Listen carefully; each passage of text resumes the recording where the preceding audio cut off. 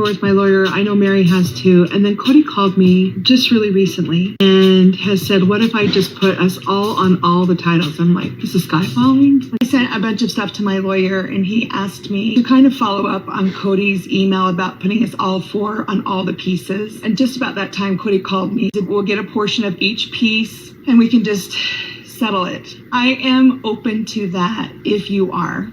I am. Hey besties, welcome back to my channel.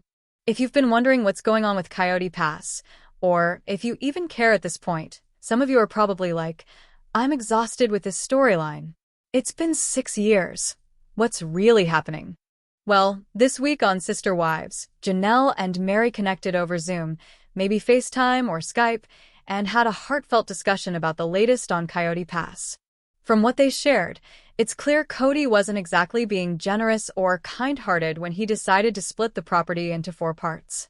In reality, it was the involvement of attorneys on Janelle and Meri's side that forced Kody to finally do the right thing. He often acts like he's being the nice guy, but that's not how Janelle and Meri experienced it at all. As I mentioned in another video, Robyn had her own dramatic moment over Coyote Pass.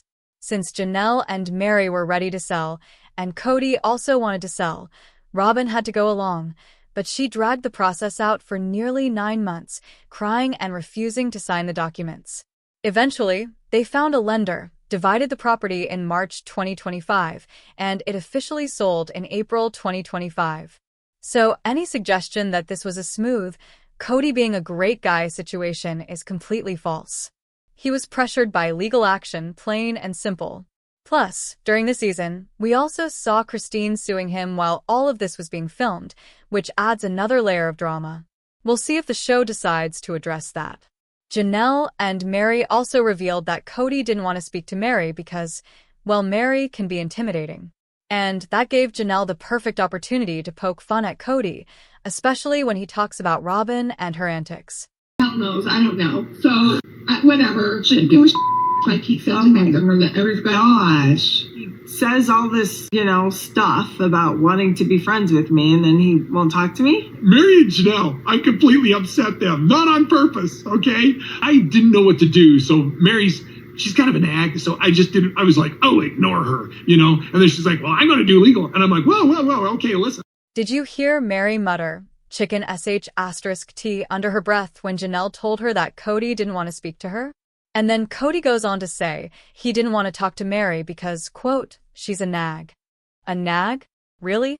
A nag for asking him to sell property that she co-owned, a property that's been sitting there untouched for over 2 years while Kody did absolutely nothing with it. And now suddenly, he's only willing to sell because he wants to buy a new house for himself. He didn't even bring it up until the end of August, when he was already under contract for that new house. Now it's crystal clear why Coyote Pass was finally sold. Kody needed a down payment for his new home. That's the plain truth. And the only reason he even agreed to divide the property? Because Meri threatened to hire a lawyer. Apparently, according to Kody, it's a nag to ask him to actually do what he should have done all along. Sell the property, move on, and split it fairly since everyone invested in it together. That's his mindset. That's how Kody really views women. Asking for fairness and accountability is somehow nagging. It's absurd, honestly. He constantly tries to play the role of the generous, kind-hearted man, but in reality, it's all about what benefits him and how he frames it in his favor. Everybody's so mean to him or whatever. And he has this shy, pretty wife now, and she's really shy, and she's really pretty. Sorry, I couldn't help it. Those are words he's used. She's very shy, and she's really pretty. I'm like, well, good for you. I mean, I was a little shy when we got married, but I was definitely not submissive, so I don't know. I guess he judged. The only wife or the only pretty wife? Like, is he slamming all of us? Yeah, I think so. And then none of us were shy, so I guess that's his type. I'm so glad Janelle mocked that whole part where they keep insisting that Robyn is shy. Seriously, how many times does Robyn have to say she's shy now? And does Kody really describe her that way? It feels like they're trying so hard to sell this image. I'm meek, I'm demure, I'm submissive, and that's why you love me. I never have opinions of my own. Sure, It's true that Robyn didn't push Kody about selling Coyote Pass, so technically she wasn't nagging him. And yes, she doesn't push him to do the right thing because her vision of the world is, let's be honest, pretty much aligned with Kody's. She wants things her way too. So, of course, their goals match, and because Robyn enables Kody and co-signs all of his questionable decisions, she's not considered a nag. But let's be real, she manipulates in subtler ways. She doesn't need to nag because she plants seeds in Kody's head. She might say something like, well, if we get a new house, it needs to be big enough so your kids can visit. But what she's really doing is saying, I want a bigger house, and this is how I'll get Kody to make it happen. It's classic manipulation, making him feel like it's his idea, and suddenly he's buying a house he probably doesn't even need at 57, when most of his kids aren't even living at home anymore. Now, Janelle and Meri are having fun mocking Kody for the whole shy, pretty, sweet wife narrative about Robyn. Submissive, shy, pretty, whatever label they try to use. Side note, I had a whole ex-wives club moment for just a second there. But moving on, Kody says he doesn't want to talk to Meri because he's afraid of her. He says things like, I'm scared to talk to her. She'll be mean to me. I can't handle it. He's invited to be part of conversations and he just shrugs it off, saying, no, I don't really like you. To which the reply is perfectly fine. Well, I don't like you either. That's basically how it goes. Kody clearly only wants women who are submissive and obedient, quiet, compliant, and always giving him what he wants without pushing back. And it's funny because Robyn acts like she's submissive, but she's really not. If she were truly submissive, she would have signed the Coyote Pass documents when Kody asked her to, without dragging her feet. Instead, she waited. She didn't sign in the fall. She held off until March 2025, making everyone else wait while she kept control over the timing. So she's definitely not submissive. If she were, she would have done what she was told immediately. Her tears and delay tactics are part of her strategy, maybe even a form of manipulation. What Janelle and Meri are pointing out is that Kody doesn't want women who are loud, assertive, or know what they want, because those women hold him accountable. That's why he doesn't like Meri or Janelle. They don't let him get away with nonsense. They're mocking Kody and Robyn for using the term shy, because neither of them really believes Robyn is that way. I don't see Robyn as a shy person either. She's shy only when it suits her. From the moment she joined the family, she wasn't shy. She demanded time with Kody, made him drive to her house constantly, and insisted on nights with him even before marriage. A truly shy person doesn't assert what they want. They hang back. They wait. It's just Kody rewriting history to fit his narrative. Since she's not on his bad side yet, she must be shy. Honestly, it's hilarious how he frames it all. Stuff to me that I think he thinks is going to get a reaction, and I just don't care. And the property is still has held its value. It'll be a nice parting gift for all of us, you know. Anyway, do you hear that? So we're going to get a parting gift. Which will be a nice way to just be like, see you later. Hope I never see you again. Goodbye. I mean, if we're not going to get alimony, I guess this parting gift works. So there you go. Their party gift situation, by the way, took a full 9 months to finally close. During that time, Kody went ahead and bought a new home, taking on a $1.6 million loan in the process. He sold his previous house and also sold Coyote Pass, but who really knows where all the money from those sales ended up? Did it go into new property, or did Kody just spend it? Considering how much he and Robyn love splurging on extravagant art and, honestly, some questionable cars, it's hard to say. You can have money, but taste? That's another story. This is classic new money behavior, making money quickly but not knowing how to manage it or save it. And that's something you see a lot on reality TV. People living beyond their means, needing to find ways to maintain a flashy lifestyle because they haven't saved for the future. It's tricky because when you suddenly make a good amount of money, there's always that temptation. Oh, now I can afford more, so I should buy more. Personally, I've always believed that the truly wealthy are the ones who don't accumulate tons of stuff. Their money stays in the bank.